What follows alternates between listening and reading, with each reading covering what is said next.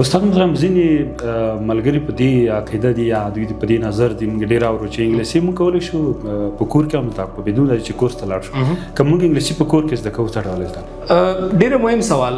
رښتیا هم لکه مخکې مې یو څه اشاره وکړله چې مثلا یو څوک که غواړي کور کې مثلا ژبه زده کړي، ځکه اوس یو خو دا ده چې محدودیتونه شاید ډېر وي، بل مصروفیات شاید اوسېږي. نو زه فکر کوم په کور کې د ښې زده کړې لپاره که مونږ یو میتود لرو په انګلیسي کې سبجیکټیولی سټډینګ ورته وایي چې دا موضوعي زده کړه ده. یعنې مثلا ته غواړې چې انګلیسي ژبه شروع کړې، فرض کړه ته غواړې چې انګلیسي ژبه شروع کړې، لومړی ته د اساساتو نه پیل وکړه په کور کې، مثلا د انټرنیټ یا د یو دغسې کتابونه چې ډېر ساده کتابونه وي، ولې ته باید په هغې پسې تحقیق باید شروع کړې.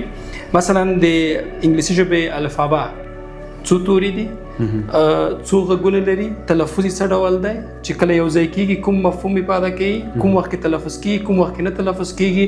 که چېرته د دغې اساساتو نه پیل وشي ورو ورو او په ضمن کې ته د انټرنیټ، د چټ جي پي ټي، د AI د بعضو نورو اپلیکیشنونو په استفاده ته هڅه شروع کړې او ورو ورو ته په تدریجي ډول سره کړلی شي چې یعنې کور کې هم د لغاتونو برخه کې تقویه شي، هم د ګرامر برخه تقویه شي. ولې دا کار هم چې غواړي کنسسټنسي غواړي. موږ خلک اکثریت داسې دي چې مثلا یو 2 ورځې ښه په علاقې کښېني، بیا 3 ورځې پاتې، بیا 1-2 ورځې بیا شروع بیا.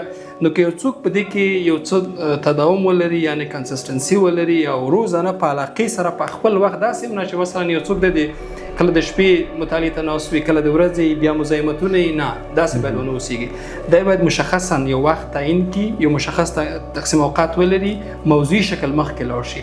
فرض کړه 3 ورځې مسلسل ګرامر باندې کار کوم، 3 ورځې مسلسل وکابلري باندې کار کوم، 3 ورځې مسلسل خبر باندې کار کوم. ډېر ساده جملې، ضرور نه ته په غټو الفاظو خبرې وکړې. ډېرو ساده مسایل نه که څوک شروع وکړي، ځان سره تمرین کوي، بیا یو موضوع سره مخامخ کېږي، زه انټرنیټ ته یو استاد ته زنګ وایي. بله که دی مسلسل 6 میاشتې دغه کار وکړي او د خارجیانو مثلا موږ ډېر ښه پاډکاسټونه لرو په یوټیوب کې، هغه منظم دی د بیسیک لیول نه تر C2 لیوله پورې تعقیب کړي هره ورځ، داسې نه چې مثلا 2 ورځې تعقیب بیا پاتې، منظم تعقیب شي.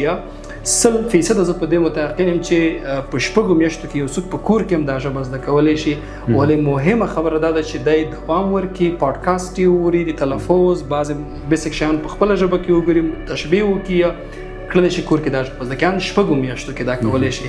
خو ژمنتیا، علاقه، انګیزه، د وخت پابندي، دا هغه اصل دی چې باید مد نظر ونیول شي.